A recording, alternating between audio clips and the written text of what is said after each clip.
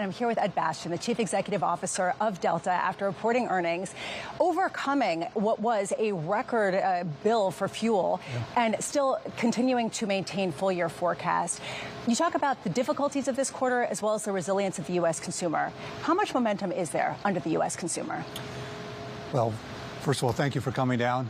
There's not just one consumer in our marketplace, but broadly speaking, I think the consumer is doing well. Certainly the higher end consumer is doing very, very well. That's our consumer base. When you look at what's happening in the market, when you see what's happening in real estate, opportunities for that consumer to invest in themselves, invest in the experience economy. They may not be buying things as much, but they're investing in things they care about for themselves, their families, their friends in the future, and that's travel. You also talk about the difficulty, and we have seen oil prices inflect a bit higher. How much room do you have to maneuver if this is the new normal, or potentially $80 on Brent crude is the new normal, which we're just up against? I think we'll do just fine. We look at our business model. Our business model is geared towards a higher end consumer, so our consumer has the ability to sustain this level. In fact, we saw it in the quarter. We made at 9% operating margin with fuel prices much higher than where they are in the existing, the existing landscape. So I think oil is going to stay sticky for longer. I'm not sure it's going to be in crude though. I think the refined costs, the crack spreads are where you're going to find it's going to take a lot longer for that to come down.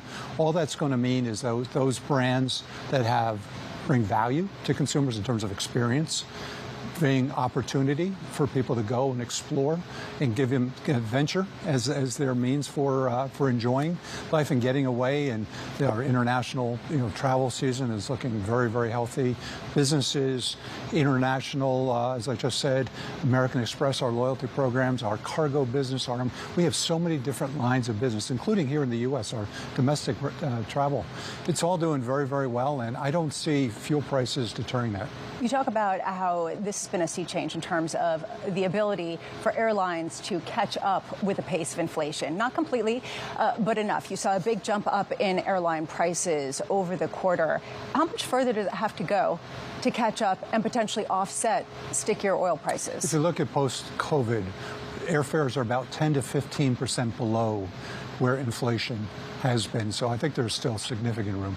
So if oil prices go further, you think that airfare prices could go higher without causing just demand destruction? I think so. We just saw it in the quarter.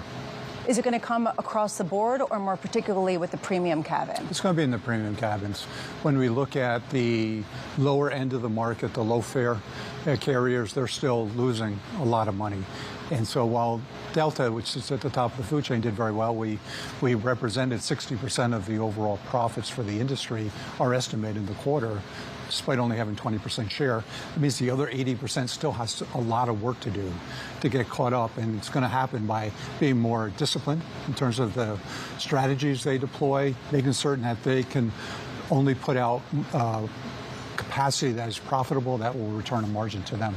Do you think that there's going to be more consolidation? Have you been surprised that there hasn't been more during this period of higher prices?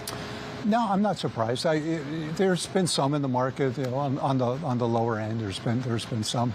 Now, I think we're going to be fine. We're going to get through this period of time. Now, if you said that this is going to $4 oil is going to be sustainable for a very long period of time, of course there will be, but not in this marketplace. I don't see oil prices returning back to the peaks we saw a few months ago. Going forward, you talk about how the premium really is where the revenue driver is, and you recently had the basic business rollout. What prompted a sort of paring back or a more specified product offering at a slightly cheaper price point, but still with the flatbeds? Oh, we've been talking about this for a while. As an airline, we're good about transporting people. We're not necessarily great at merchandising and retail strategies. And we kind of have blunt force instruments. You had your main cabin, you had first class, and not a lot in between.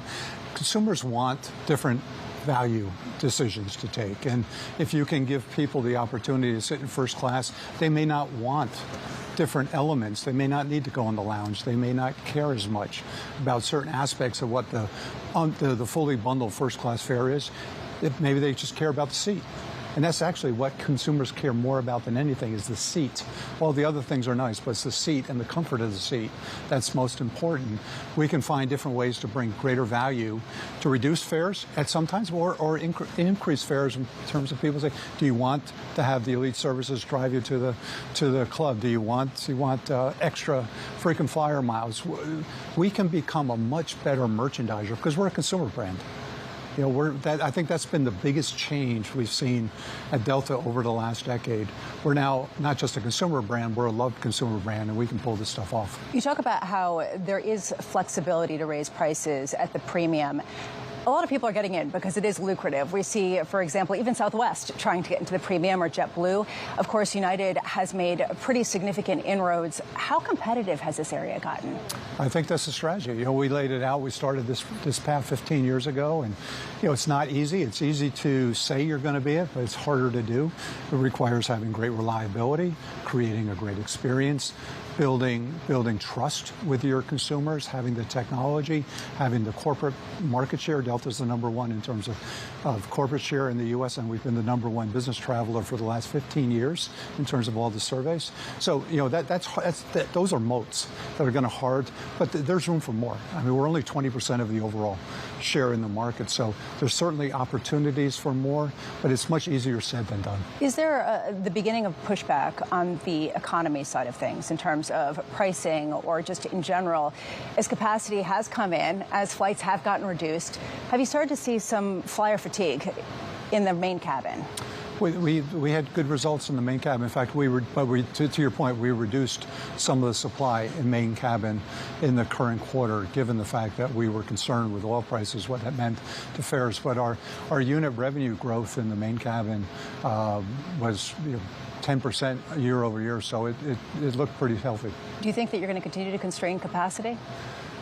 You know, we're going to be disciplined. You know, we've got a strategy, and you know, airlines historically have been, you know, accused of, you know, when times are good they grow fast, only to find out then they bring too much supply, and all of a sudden then fares go down and the airlines are losing money, and it's the up and down the roller coaster. We've been on a strategy path to kind of only put in the marketplace capacity and share that we know is going to be profitable and that consumers are going to value. And so we don't follow the day-to-day. Around the edges, maybe one to 2 points here, 1 to 2 points there, but we're very disciplined. And if you look at our history, you'll see Delta will lead the way. One issue has been pilots going forward, and I just wonder, from your perspective, do you think you're at a good staffing level currently, or do you still plan to expect expansion of the pilot staff? We're at a good level. We've been hiring pilots this year. We had a number of changes in the contract that created some difficulties with respect to recovering from interrupted operations as quickly as we'd like to. Making progress on that, and we'll continue to make progress.